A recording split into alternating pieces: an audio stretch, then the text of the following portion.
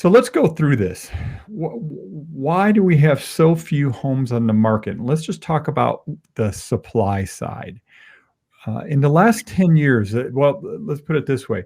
There's been a 10-year plus years of underbuilding, new constructions. There just haven't been enough homes built to take up the demand plus future demand. And future is now here. I'll get into this in a second, but we're going to talk about the whole millennial thing and why that demand is there. So the future is here, and there's big demand. But there's been 10 years plus of underbuilding. There's a lot of reasons for that. Just to give you some statistics to back that up. From in the 70s in the United States, there were 11 million homes built. In the 80s, there were, 9.8 million homes built. In the, let's say the 2000, right, there were 12.6 million homes built. And then in the 2010 to 2019, there were 6.5 million homes built. So you see about, we've had this huge decrease in the number of homes built. And so it's really affected just what's available. Couple things have created that. Why were there so few homes built over the last 10 years? Well, I will say that it's partly just being conservative. The people, I mean, a lot of people got hurt in the housing bubble. Builders, developers, contractors, obviously, and they've been much more conservative. The ones that made it through, and then there were a lot that didn't make it through, meaning there just were less home builders in the entire country. One of the things that happened was the cost of lots, meaning finished, ready to build lots. So what happened was at the end of the pandemic, we had all this oversupply of vacant lot, ready to build lots. Well, now those all have been used up, and they've been used up now for a few years. And the process to bring new lots, new building sites out of the ground, it's a slow process. Think a year, 2 years, 3 years. Permitting, construction, investment, and again, millions of dollars of investment to get these subdivisions built out.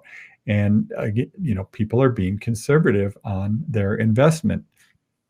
Interesting thing that happened in the mid, let's say 2013 to 2018, there were a lot of stories about the lack of skilled tradespeople. And people that follow the news, you probably heard this. Well, that trend really caught up to us. What happened was at the end of the housing boom, and well, at the beginning of the housing bust, let's think 2009, those jobs just kind of went away. A lot of people left the trades, the skilled trades, electricians, plumbers, framers, roofers, all those things. And I mean, there's a story from 2013 here I have here from Forbes talking about, let's see. So the headline is, and this is from 2013, so think about this: American skilled trades dilemma, shortage loom as most in demand group of workers by ages. And what happened is over the years here, the tradespeople just were getting older and older, and there were less tradespeople coming into the industry. When I talk to home builders or any of the groups that do surveys with home builders here locally, myself, or nationally with some of these other folks, when they talk to home builders and say, okay, what are your challenges right now? How come you're not building more homes, right? We're all saying, why aren't you building more homes? We need more homes.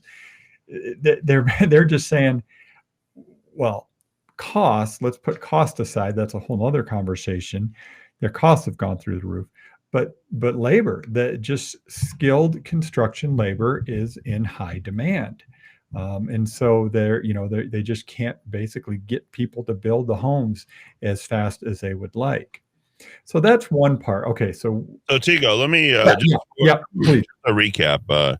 here, and So I think this I kind of mean, I just hit one subject on supply. So anyway, but yeah, I know it's well, you're throwing out some things here that I think no one is talking about as far as the market, and I think they're so on point that I think they bear repeating, and it's very troubling because this is sort of a cultural, behavioral, social shift that is creating the problem, not necessarily anything having to do with the housing industry in general.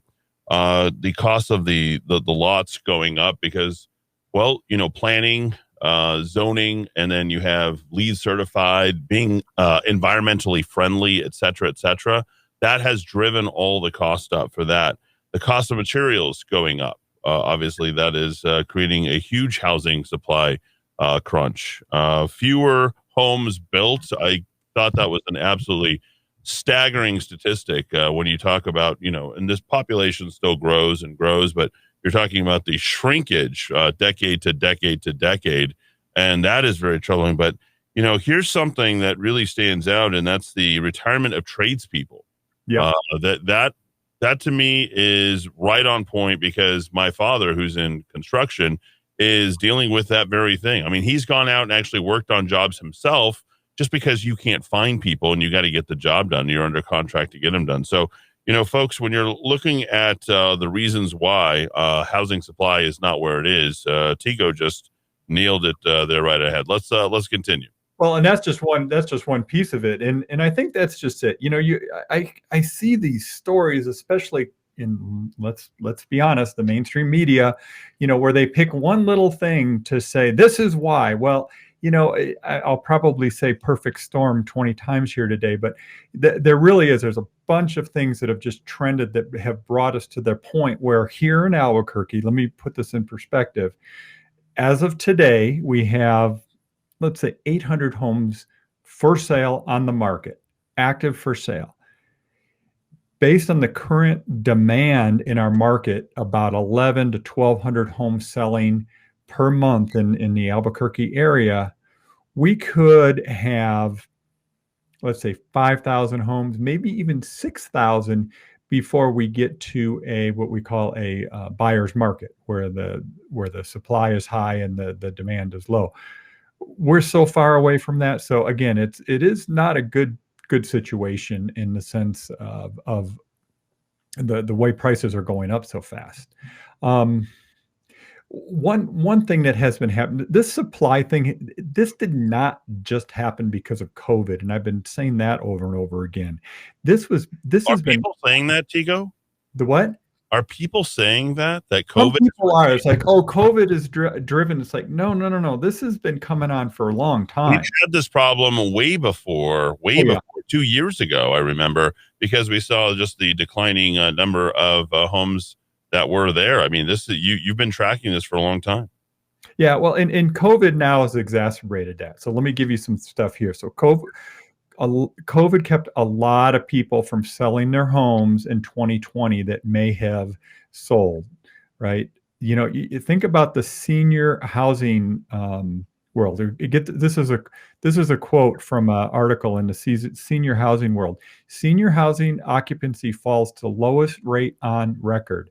You know what that means is all those people that maybe were going to be going into senior housing last year, they stayed in their home. They didn't sell their home. Those homes never came on the market. And we'll see if they do. A majority of homeowners in America are baby boomers, and many of them are now reluctant to move or downsize. So again, it's just one of those other things that definitely were triggered somewhat by the pandemic. Another thing that's happened over the last decade is we've had these really ultra low interest rates, historically low. I mean, even the 4%, right? We were going, oh my God, these rates are crazy. They're never going to be this low again. Well, here we are at 3%. But anyway, that incentivized many homeowners to stay in their homes much longer. I'm getting this quote from a story I read, and I wish I knew who it was because I should be crediting them for it. But that incentivized many homeowners to stay in their homes longer than they would have in the past. they're clinging to their cheap mortgages, right? The low rates have encouraged many homeowners who bought the home not to sell, and they're just staying. And one of the statistics to back that up is since 2008, the median tenure for somebody staying in their home is 3 years longer today than it was just in 2008. To give you an example, in Albuquerque, the stat is 10 years is how long people stay in their homes. I've seen another one that said it was 13 years. And the point is people just aren't selling as quick. It used to be like 7 years. Now people are just not turning over. Again, that's making it those homes, again, never coming on to the market. So that's some of it on the demand side. Let's talk about the supply side. Excuse me, that was the supply side. Now let's talk about the demand side. Eddie,